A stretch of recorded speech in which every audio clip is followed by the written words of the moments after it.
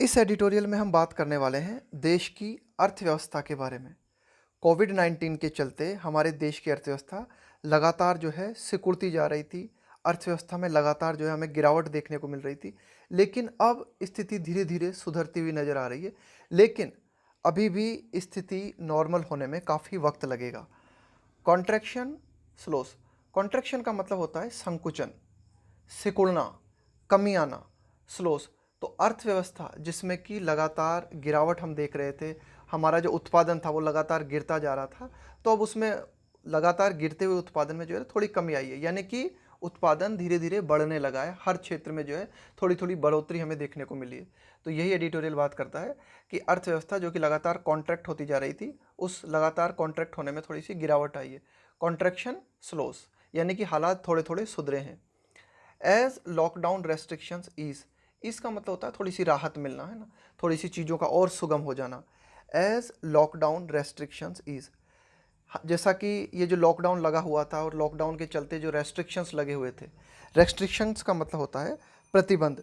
तो इन प्रतिबंधों में थोड़ी सी राहत हमें देखने को मिली, यानी कि प्रतिबंध जैसे जैसे हटे हैं।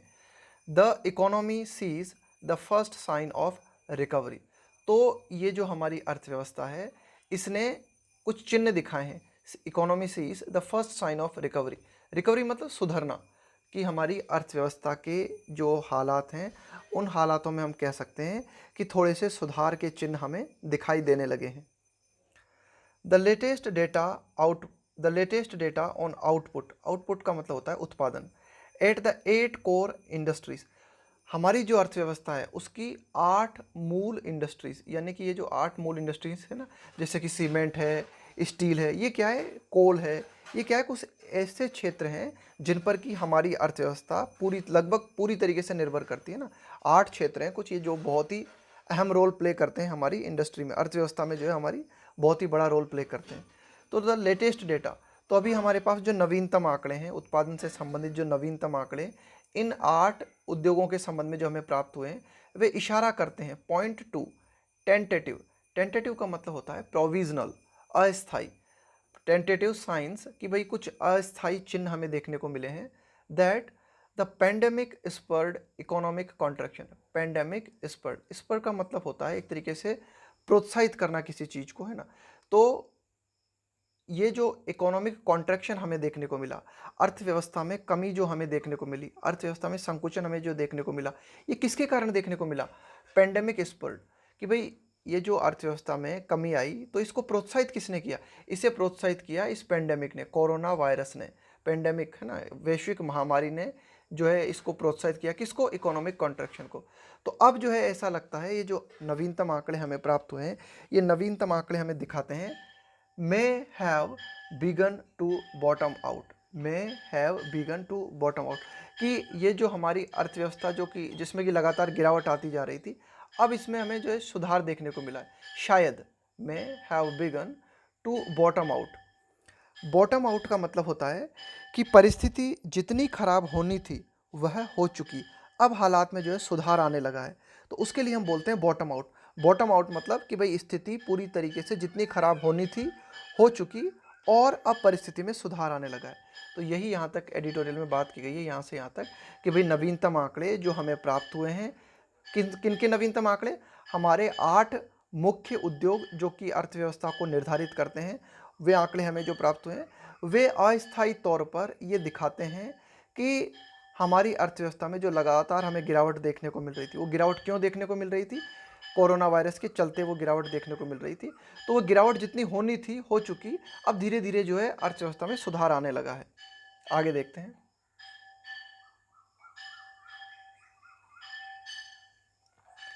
Commerce ministry provisional figures show, कि कॉमर्स मिनिस्ट्री की वाणिज्य मंत्रालय के जो अस्थायी आंकड़े हैं वे दिखाते हैं that while overall production at the infrastructure industries, while overall production, कि अगर हम कंप्लीट प्रोडक्शन की बात करें एट द इंफ्रास्ट्रक्चर इंडस्ट्रीज, कि भाई जो भी हमारी संरचनात्मक ये जो इंडस्ट्रीज है ना, जिन मूल 8 इंडस्ट्रीज की मैंने आपको बात की, कि वहाँ पर अगर हम प्रोडक्शन की बात करें, extended their year to year decline to a fourth straight month in June, June month में भी अगर हम बात करें, अगर पिछले साल से और इस साल की अगर हम तुलना करें ना, तो इस साल भी हमें जो है लगातार जो है गिरावट देखने को मिली है। एक्सटेंड का मतलब क्या होता है? और ज़्यादा बढ़ा देना, है ना, बढ़ाना, किसी चीज़ को विस्तारित करना।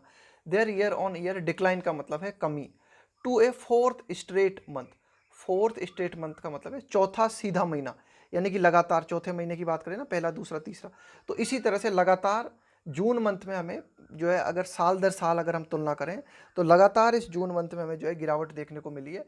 श्रिंकिंग 15% की, हमारा जो आर्थिक उत्पादन है उसमें कितनी कमी हमें देखने को मिली? 15% की। श्रिंकिंग का मतलब यही होता है, सिकुड़ना, कमी आना।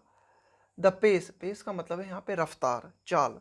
The pace at which activity contracted slowed for a second consecutive month following April's precipitous 37% plunge. अब देखो इसका मतलब क्या है, देखो इसको ध्यान देना। Second consecutive month following April's precipitous, second consecutive, देखो कंजिक्यूटिव का मतलब होता है लगातार। अगर एक मंथ से और दूसरे मंथ में कितनी ज़्यादा से ज़्यादा गिरावट हमें देखने को मिली, उसकी बात करें ना, सेकेंड कंजिक्यूटिव मंथ, कि भाई एक महीने से दूसरे महीने लगातार, अगर हम महीने की बात करें कि एक महीने से दूसरे महीने में कितनी ज़्यादा गिरावट देखने को मिली, तो वो मैक्सिमम गिरावट हमें देखने को मिली। ये जो प्रेसिपिटस शब्द है ना, इस प्रेसिपिटस शब्द का मतलब होता है किसी चीज़ में बढ़ोतरी होना या फिर किसी चीज़ में कमी आना। बहुत जब ज़्यादा मात्रा में, बहुत ही ज़्यादा मात्रा में गिरावट या बहुत ही ज़्यादा मात्रा में बढ़ोतरी, तो उसके लिए हम प्रयोग करते हैं प्रेसिपिटस शब्द का। तो वो कितनी हमें देखने को मिली लगातार एक महीने से दूसरे महीने की अगर गिरावट की बात करें हम, तो 37%। प्लंज, प्लंज का मतलब है एक तरीके की गिरावट, है ना, डूबना। द पेस एट विच, उस रफ्तार की अगर हम बात करें कि एक्टिविटी कॉन्ट्रैक्टेड, कि हमारी जो आर्थिक एक्टिविटीज़ है उसमें कितनी जो है कमी आई, अगर उस रफ्तार की अगर हम बात करें, तो हम कह सकते हैं कि लगातार दूसरे महीने के लिए, सेकंड कंजिक्यूटिव मंथ के लिए, फॉलोइंग अप्रैल, अप्रैल के बाद में हमें कितनी देखने को मिली? 37% की जो है लगातार एक महीने से दूसरे महीने में गिरावट देखने को मिली। आगे देखते हैं द सेक्टर वाइज परफॉर्मेंस। अगर एक एक क्षेत्र को, है ना, कुछ मुख्य मुख्य क्षेत्रों की अगर हम बात करें, ऑल्सो अफर्म्स, अफर्म्स का मतलब है पुष्टि करना, है ना, इस चीज को जो है सत्य साबित करना। The sector wise performance also affirms that the gradual reopening, gradual का मतलब है धीरे धीरे, रीओपनिंग का मतलब है खोलना, पुनः खोलना, सिंस जून अपीयर्स, कि जून के बाद में ये जो एक तरीके से आप कह सकते हो कि ये जो हमने धीरे धीरे लॉकडाउन को हटाया है, the sector wise performance also affirms that gradual reopening since June appears to have helped, सहायता करती हुई नजर आती हैं, कि भाई हमने जो जो लॉकडाउन को हटाया है, त्यों त्यों हमें हमारी अर्थव्यवस्था में देखने को मिला है कि अर्थव्यवस्था में सुधार आता दिखाई देता है। अपीयर्स टू हैव हेल्प्ड का मतलब है कि हमारी अर्थव्यवस्था की हेल्प होती हुई नजर आती है। The sector wise performance also affirm that the gradual reopening since जून, की जून के बाद में ये जो धीरे धीरे हमने लॉकडाउन को हटाया है, रीओपनिंग की है अर्थव्यवस्था की, तो उससे ऐसा प्रतीत होता है, अपीयर्स टू हैव हेल्प्ड, कि इसने हमारी मदद की है। टीज बैक, टीज बैक का मतलब होता है एक तरीके से पटरी पे वापस लौटाना, कि हमारी अर्थव्यवस्था जो कि पटरी से नीचे उतर गई थी, वो धीरे धीरे वापस अपनी जो है स्थिति में पहुंच रही है। Tees back some smattering of demand, smattering का यहाँ पे मतलब है कमी, स्मैटरिंग ऑफ डिमांड, कि भाई जो डिमांड में कमी आ गई थी ना इन द इकोनॉमी में, वो वापस धीरे धीरे जो है सुधर रही है। वो यानी कि वापस अर्थव्यवस्था में डिमांड धीरे धीरे बढ़ रही है। टीज बैक, है ना, तो टीज बैक का मतलब है वापस जो है चीज़ों को सुधारना, वापस जो है जो चीज़ पटरी से उतर गई है उसे पटरी पे वापस लौटाना, है ना। Tees back some smattering of demand, कि भाई ये जो डिमांड है इसमें काफ़ी स्मैटरिंग हमें देखने को मिली थी, कमी हमें देखने को मिली थी, तो वापस वो है मांग में बढ़ोतरी जो है धीरे धीरे हो रही है। Of the 7 industries that extended their contraction, कि 8 में से ये जो हमारे 7 प्रमुख उद्योग हैं, दैट एक्सटेंडेड, एक्सटेंडेड का मतलब होता है बढ़ा देना और ज़्यादा विस्तारित कर देना। एक्सटेंडेड देयर कॉन्ट्रैक्शन का मतलब है संकुचन, है ना, जब चीज़ों में कमी आती है, गिरावट आती है, उसको हम बोलते हैं contraction. Only coal shrank at a faster pace, only coal shrank, ये अगर हम 7 उद्योगों की बात करें, है ना, जिनमें कि हमें क्या देखने को मिला, दैट एक्सटेंडेड देयर कॉन्ट्रैक्शन, जिनमें कि काफ़ी ज़्यादा संकुचन हमें देखने को मिला था। The coal shrank at a faster pace, तो सिर्फ मात्र ये जो हमारा कोयला उद्योग है ना, कोल श्रैंक मतलब वही सिकुड़ना, श्रैंक, श्रिंक, श्रैंक, सिकुड़ना, eight a faster pace -15.5% then in मई की तुलना में जून में, यानी कि मई मंथ में जो स्थिति थी विभिन्न उद्योगों की, तो उन समस्त उद्योगों में जो है थोड़ी थोड़ी हमें जो है कुछ सुधार देखने को मिला, एक्सेप्ट किसे, कोल को छोड़कर, है ना, एक्सेप्ट कोल को छोड़ के, है ना, कि भाई कोल जो है ना उसमें अभी भी जो है -15.5 की जो है हमें गिरावट देखने को मिली मई मंथ की तुलना में। व्हेन प्रोडक्शन हैड डिक्लाइंड 14%, कि कितना, जब व्हेन प्रोडक्शन हैड डिक्लाइंड 14%, कि मई मंथ में जो भी क्या हुआ था, जब हमारा जो उत्पादन था, ये जो कोयला क्षेत्र संबंधी जो उत्पादन है उसमें 14% की गिरावट आ गई थी, है ना। तो कुल मिला के ये जो कोल क्षेत्र है इसमें कुछ ज़्यादा सुधार हमें देखने को नहीं मिला। आगे देखते हैं रिफाइनरी प्रोडक्ट्स। रिफाइनरी प्रोडक्ट्स है ना, कि ये जो हमारे एक तरीके से ये होते हैं ना, पेट्रोलियम प्रोडक्ट्स होते हैं ना, तेल शोधक जो प्रोडक्ट्स होते हैं ना, उनको बोलते हैं refinery products. The largest weight on the index, तो ये जो हमारा इंडेक्स है, यानी कि ये जो पूरे की पूरे हमारे 8 प्रमुख क्षेत्र हैं जिनके आधार पर हम हमारी अर्थव्यवस्था को जो है मापते हैं, तो उनमें ये प्रमुख स्थान रखता है क्या, रिफाइनरी क्षेत्र। द लार्जेस्ट वेट का मतलब है कि भाई इसका वजन बहुत ज़्यादा है ना, द लार्जेस्ट वेट, कि ये जो रिफाइनरी क्षेत्र है यह एक अहम रोल प्ले करता है हमारा ये जो अर्थव्यवस्था को मापते हैं ना हम उसमें। ऑन द इंडेक्स, सूची में, कंट्रीब्यूटिंग 28%। अब देखो इसने जो है कितना जो है दिखाया, 28% जो है हमें इसमें देखने को मिला, है ना, इसका इसने योगदान, है ना, कि भाई इसका ये जो योगदान रहता है ना रिफाइनरी प्रोडक्ट्स का हमारी अर्थव्यवस्था में, इसका योगदान रहता है कितना, 28%। तो इसमें क्या देखने को मिला हमें रिफाइनरी प्रोडक्ट्स में, shrank 8.9%, marking an improvement from the 21.3%। देखो मई मंथ में ये जो रिफाइनरी क्षेत्र है इसमें हमें कमी देखने को मिली थी कितनी, 21% की, और जून मंथ में हमें कमी देखने को मिली 8.9% की। तो एक तरीके से आप कह सकते हो कि पहले हम एक तरीके से 21% माइनस में चल रहे थे, अब कितना माइनस में चल रहे हैं हम, 8.9%। एक तरीके से हम कह सकते हैं कि कुछ सुधार आ रहा है, यानी कि पहले हम 20% जो है एक्स्ट्रा माइनस में जा रहे थे, अब कितना माइनस में चल रहे हैं, 8.9%। तो आप एक तरीके से कह सकते हो कि ये जो है ना काफ़ी हद तक जो है सुधार है, कि भाई पहले जो है 20% आपको जो है घाटा लग रहा था, तो अब सिर्फ 8% लग रहा है। इस तरह से भी आप इसे समझ सकते हो। आगे देखते हैं contraction seen the previous month, है ना, अगर प्रीवियस मंथ से अगर हम तुलना करें तो उस हिसाब से जो है एडिटोरियल बात करता है ना। The lifting of restrictions on inter and intra state movement of persons and goods. देखो क्या हुआ कि the lifting of restrictions, lift का मतलब क्या होता है, हटा लेना, रेस्ट्रिक्शन का मतलब है प्रतिबंध, कि ये जो प्रतिबंध हमने लगा रखे थे इन प्रतिबंधों को हटा लिया। Inter and intra state movement, inter state movement का मतलब होता है विभिन्न राज्यों के भीतर मूवमेंट, और इंट्रा स्टेट मूवमेंट का मतलब होता है एक ही राज्य के भीतर मूवमेंट, है ना। तो जो व्यक्तियों पर या फिर गुड्स, जो भी सामान पर हमने प्रतिबंध लगा रखे थे, उन प्रतिबंधों को हटा लेने के बाद में क्या हमें देखने को मिला, रिवाइव्ड। रिवाइव का मतलब होता है पुनर्जीवित कर देना किसी चीज को। Both vehicular movement, both vehicular movement and, तो क्या हुआ कि जब हमने ये जो विभिन्न प्रतिबंध राज्यों के भीतर और राज्य के भीतर लगा रखे थे, इनको जैसे ही हटाया तो इसके माध्यम से क्या हुआ, जो वाहन हैं उनके मूवमेंट में जो है हमें गति देखने को मिली, पुनर्जीवन देखने को मिला। कॉन्सिक्वेंटली, फलस्वरूप, परिणाम स्वरूप, डिमांड फॉर ऑटो फ्यूल्स, उसके तहत क्या हुआ कि जब वाहन चलने लगे तो फिर ऑटो फ्यूल्स में भी मांग हमें देखने को मिली, है ना। तो इसके चलते हम कह सकते हैं कि भाई ये जो रिफाइनरी प्रोडक्ट्स है ना इसमें बहुत ज़्यादा सुधार हमें देखने को मिला। आगे देखते हैं with personal modes of mobility. Mobility का मतलब क्या है यहाँ पे, गतिशीलता, है ना, परिवर्तनशीलता। With personal modes of mobility preferred, preferred का मतलब प्राथमिकता देना। गिवन, गिवन का मतलब है ध्यान में रखते हुए, देखते हुए इस चीज को। द फियर ऑफ इन्फेक्शन, कि भाई लोग बाग जो हैं वह कोरोना वायरस के संक्रमण के भय के चलते क्या कर रहे हैं, पर्सनल जो वाहन है उन्हें ज़्यादा प्राथमिकता दे रहे हैं। तो इसके चलते हमें क्या देखने को मिला, पेट्रो प्रोडक्ट, कि भाई ये जो हमारे डीजल है और पेट्रोल है, कंजम्पशन ग्रो 11%। तो इस कंजम्पशन का मतलब है उपभोग। तो ये जो पेट्रो प्रोडक्ट हैं इनकी उपभोग में जो है हमें बढ़ोतरी देखने को मिली, और आप कह सकते हो कि ये जो पेट्रो प्रोडक्ट हैं इनमें कितनी जो है कितना देखने को मिला, 11% का इंक्रीज हमें इनको देखने को मिला मंथ ऑन मंथ इन जून, है ना। एक प्रत्येक मंथ से अगर हम तुलना करते हैं, है ना, मंथ दर मंथ अगर हम तुलना करते जाएं तो 11% की बढ़ोतरी जो है हमें एक तरीके से कह सकते हैं कि देखने को मिली इस क्षेत्र में। और वो क्यों देखने को मिली, वो देखने को मिली कि विभिन्न वाहन जो है वो जो है चलने लगे और खास करके पर्सनल वाहन को लोगों ने जो है प्राथमिकता दी है। Electricity output to fell at a slower 11% pace than the preceding, preceding का मतलब है पूर्व वाला, पहले वाला, मंथ्स 14.8% स्लम्प। आप कह सकते हो स्लम्प का मतलब है वही कमी या फिर गिरावट। कि इलेक्ट्रिसिटी क्षेत्र की अगर हम बात करें तो इलेक्ट्रिसिटी क्षेत्र में हमें क्या देखने को मिला था कि 14.8% की गिरावट हमें देखने को मिल रही थी, लेकिन अब थोड़ा सा सुधार आया और अब कितनी गिरावट हमें देखने को मिल रही है, 11% की गिरावट हमें देखने को मिल रही है ना। तो कह सकते हैं ना, देखो 3% की एक तरीके से आप कह सकते हो कि सुधार हमें देखने को मिला है ना, 3 या लगभग 4 भी कह सकते हो ना, 11 से 14.8% है ना। तो इलेक्ट्रिसिटी आउटपुट की, इलेक्ट्रिसिटी का जो उत्पादन है वह भी जो है क्या कह सकते हैं हम कि 11% हमें देखने को मिला, जबकि इसके पहले में कितनी गिरावट हमें देखने को मिली थी, इसके पूर्ववर्ती मंथ में 14.8% की। Again signalling and uptick, uptick का मतलब होता है उछाल है ना, एक इजाफा।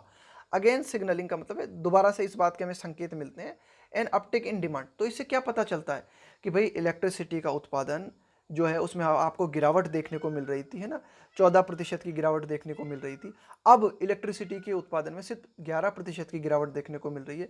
इससे यह पता चलता है कि मांग में बढ़ोतरी हुई है, इलेक्ट्रिसिटी की मांग में बढ़ोतरी हुई है ना। तो ये demand from some manufacturing clusters है ना। अब ये डिमांड में बढ़ोतरी कहाँ से देखने को मिली है, मैन्युफैक्चरिंग, मैन्युफैक्चरिंग का मतलब होता है निर्माण, क्लस्टर्स का मतलब हो गया समूह, यानी कि विभिन्न कंपनीज है ना, विभिन्न ग्रुप है ना, उनके लिए आप कह सकते हो जो कि निर्माण क्षेत्र में लगे हुए हैं, उन्होंने इलेक्ट्रिसिटी की डिमांड को जो है एक तरीके से बढ़ावा दिया है, including in western and northern, including in western and northern India, कि पश्चिमी और उत्तरी जो भारत है उसमें मैन्युफैक्चरिंग जो क्षेत्र है, उस मैन्युफैक्चरिंग क्षेत्र में हमें क्या देखने को मिला है, इलेक्ट्रिसिटी की मांग में बढ़ोतरी देखने को मिली है।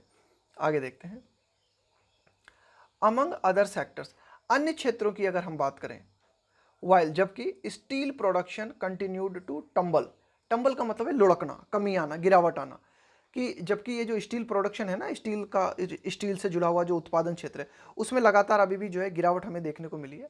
आउटपुट का मतलब है उत्पादन, श्रिंक का मतलब है कमी आना, सिकुड़ना, by more than a third from June 2019।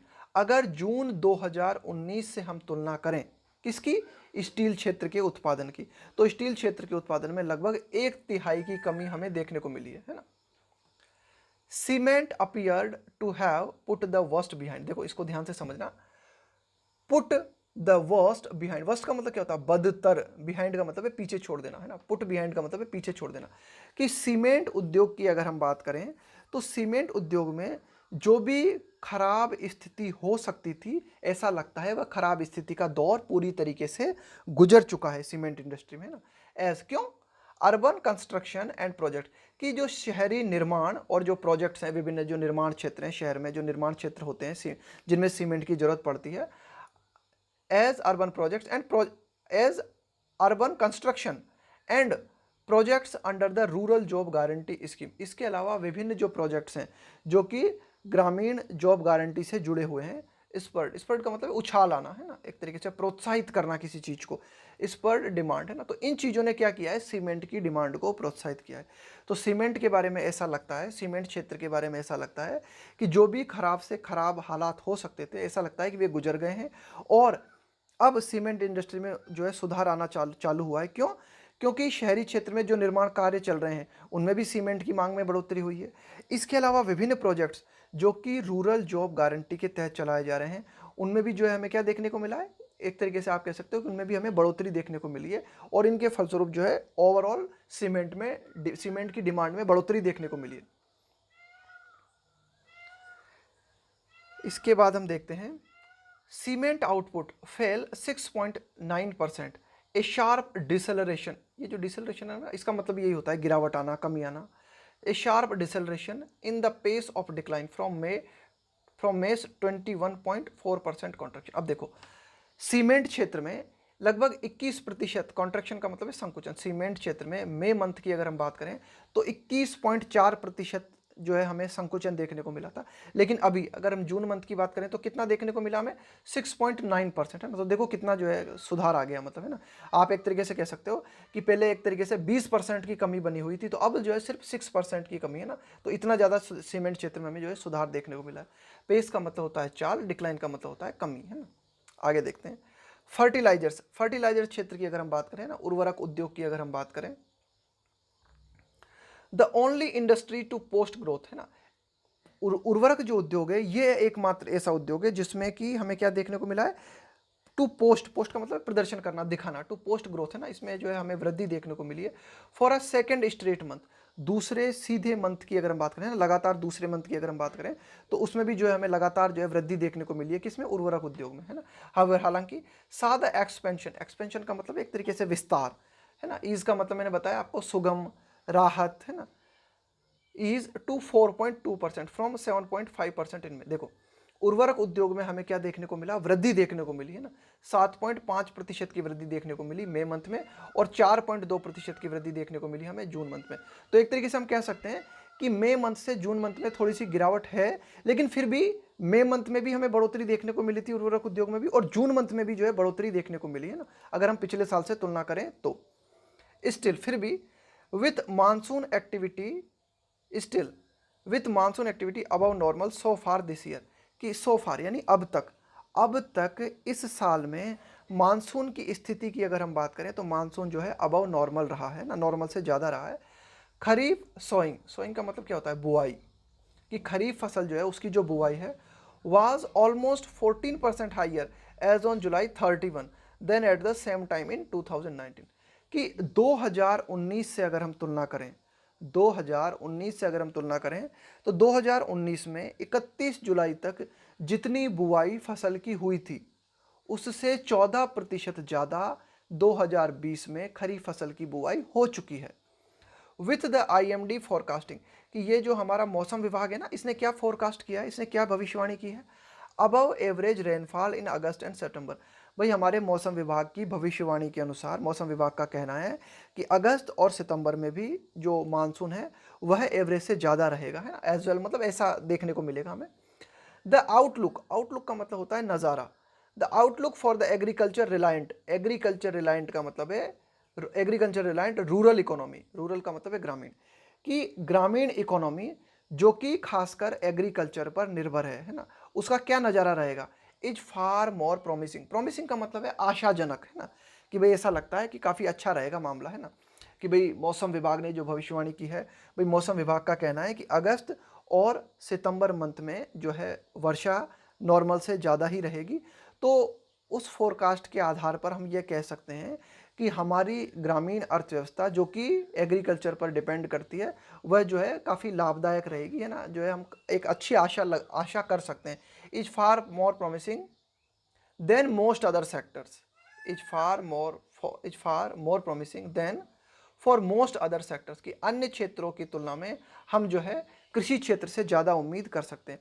To be sure, निश्चित रूप से अगर हम कहें, निश्चित रूप से अगर हम देखें, है ना, the economy is still a fair distance from A sustain, sustain का मतलब है लगातार बने रहना किसी चीज का, टर्न अराउंड का मतलब है, टर्न अराउंड का मतलब है पूर्ण परिवर्तन आना, है ना, with with other data flagging, flagging का मतलब है इंडिकेट करना, चिन्हित करना, द रिस्क, रिस्क का मतलब है जोखिम, टू ए रिकवरी। लेकिन एडिटोरियल बात करता है कि अगर हम निश्चित रूप से अगर बात कहें ना, बिल्कुल अगर स्पष्ट रूप से बोलें तो हमारी जो अर्थव्यवस्था है वह अभी भी काफ़ी दूर है, is still a fair distance, is still a fair distance का मतलब है कि अभी भी हमारी अर्थव्यवस्था जो है काफ़ी दूर है, किस चीज़ से काफ़ी दूर है, from A sustained turn around, कि हम ये जो है चाह रहे हैं ना कि लगातार टर्न अराउंड का मतलब है स्थिति पूरी तरीके से बदल जाए अर्थव्यवस्था की ना, तो वह जो है अभी नहीं हो सकता, अभी जो है काफ़ी दूर वो स्थिति नज़र आती है।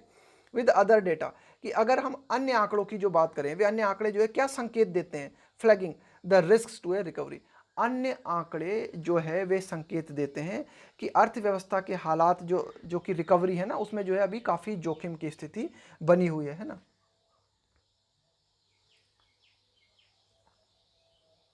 For one the significant shortfalls in GST collection, अब देखो एडिटोरियल बात करता है कि वे कौन से ऐसे आंकड़े हैं जो कि बताते हैं कि भाई अर्थव्यवस्था में जो सुधार दिखाई देना चाहिए ना वो सुधार नहीं दिखाई दे रहा है, और अभी भी हमारी अर्थव्यवस्था में जो है सुधार काफ़ी दूर है। द सिग्निफिकेंट शॉर्टफॉल, सिग्निफिकेंट का मतलब है काफ़ी महत्वपूर्ण, है ना, शॉर्टफॉल का मतलब है कमी आना, कि भाई जो भी जीएसटी कलेक्शन हुआ है तो जीएसटी कलेक्शन जो है उम्मीद से बहुत ज़्यादा कम रहा है। तो जीएसटी कलेक्शन का उम्मीद से कम जो है प्राप्त होना दिखाता है, पॉइंट इशारा करता है टू द डिफ़िकल्टीज, परेशानियों की ओर, the central and state governments are facing, कि भाई केंद्र सरकार और राज्य सरकार जो परेशानियों का सामना कर रही है ना, वे परेशानी हमें देखने को मिल रही है। किसके माध्यम से?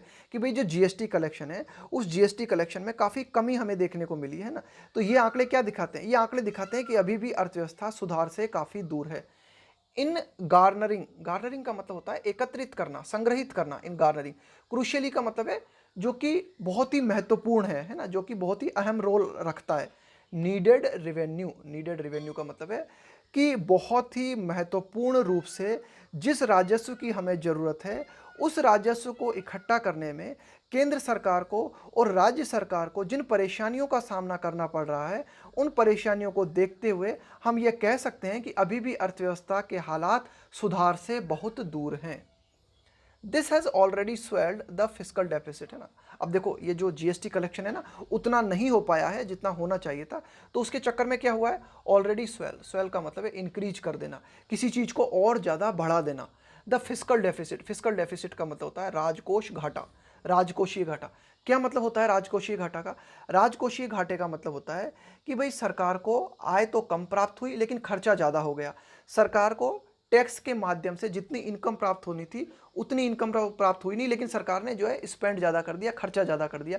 तो उसे हम बोलते हैं फिस्कल डेफिसिट, यानी कि राजकोषीय घाटा बढ़ गया। तो वर्तमान में जो है सरकार का राजकोषीय घाटा बहुत ज़्यादा बढ़ गया है। At the end of the first quarter, कि वर्तमान वित्तीय वर्ष के पहले क्वार्टर की अगर हम बात करें तो पहले क्वार्टर में ही फिस्कल डेफिसिट कितना बढ़ गया है? To 83% of the full year's target. देखो, हम क्या करते हैं, हर साल जो है योजना बना के चलते हैं कि भाई इस साल जो है हमारा फिस्कल डेफिसिट क्या रहेगा, राजकोषीय घाटा जो है क्या रहेगा। तो राजकोषीय घाटे का जो टारगेट हमने सेट किया था ना, उस टारगेट का 83% तो जो है ना वो कंप्लीट हो गया, मतलब इस पहले क्वार्टर में ही। With the new infection, with the new infections curve showing no signs of plateauing as yet. Infection curve, देखो ये क्या है कि ये जो है कोरोना वायरस का कर्व है ना, यानी कि लगातार जो है एक तरीके से आप कह सकते हो कि ये जो कोरोना वायरस के मरीज जो है ना, कि एक तरीके से आप कह सकते हो कि जो ग्राफ बनाते हैं ना हम, तो ये कोरोना वायरस के मरीज जो हैं लगातार बढ़ते जा रहे हैं। दिस हैज, है ना, तो ये एडिटोरियल बात करना चाह रहा है कि with the new infections curve showing no signs of plateauing. और ये जो शब्द है ना प्लेटिंग, इस प्लेटिंग का मतलब होता है, यहाँ पे प्लेटिंग का मतलब आप समझ सकते हो कि कम होना, है ना, एक तरीके से समतल हो जाना या फिर कम हो जाना। कि ये जो कोरोना वायरस का कर्व है ये समतल होने का नाम नहीं ले रहा। तो देखो, कोरोना वायरस का कर्व जो बढ़ता जा रहा है ना, वो इस तरह से हो जाना चाहिए, ये बढ़ता जा रहा है लेकिन ये फ्लैट हो जाना चाहिए, बिल्कुल ऐसे। ये लाइन जो है बिल्कुल ऐसे हो जानी चाहिए। जो कोरोना वायरस के जो पेशेंट है ना, जो लगातार बढ़ते जा रहे हैं, वो बिल्कुल फ्लैट हो जाने चाहिए, उनमें बिल्कुल स्थायित्व आ जाना चाहिए। लेकिन अभी तक हमें इस प्रकार के चिन्ह नजर आ नहीं रहे कि कोरोना वायरस के पेशेंट्स जो है थम जाएं या उनमें जो है थोड़ी सी गिरावट आने लगे। पॉलिसी मेकर्स, तो इसके चलते हमारे देश के जो नीति निर्माता हैं उनके सामने दोहरी चुनौतियां हैं। क्या दोहरी चुनौती है? एक तो कोरोना वायरस को फैलने से रोकना है और अर्थव्यवस्था को सुधारना है। पॉलिसी मेकर्स हैव द अनइनविएबल, अनइनविएबल का मतलब है बहुत ही कठिन, जिससे निपटना आसान ना हो, उसको हम बोलते हैं अनइनविएबल। टास्क का मतलब हो गया कोई काम, है ना, चुनो है टास्क ऑफ स्टेमिंग, स्टेमिंग का मतलब है रोकना। द कोविड-19 टाइड, टाइड का मतलब है रहा है। तो हमारे जो पॉलिसी मेकर्स हैं, एक चुनौती तो उनके सामने, एक अनइनविएबल टास्क, एक बहुत ही कठिन काम जो उनके सामने है वो ये कि कोरोना वायरस की बढ़ती हुई लहर को रोकना है। और दूसरा बात क्या है? विदाउट, विदाउट डैम्पनिंग, डैम्पनिंग का मतलब है कम करना, है ना, कमी कम करना। विदाउट डैम्पनिंग इकोनॉमिक मोमेंटम, आर्थिक चाल, मोमेंटम का मतलब है गति, इकोनॉमिक मोमेंटम का मतलब है कि आर्थिक गति को कम किए बिना, यानी कि अर्थव्यवस्था को तो सुधारना है और और ये जो कोविड-19 के बढ़ते हुए जो पेशेंट्स हैं ना, इनमें कमी लाना है।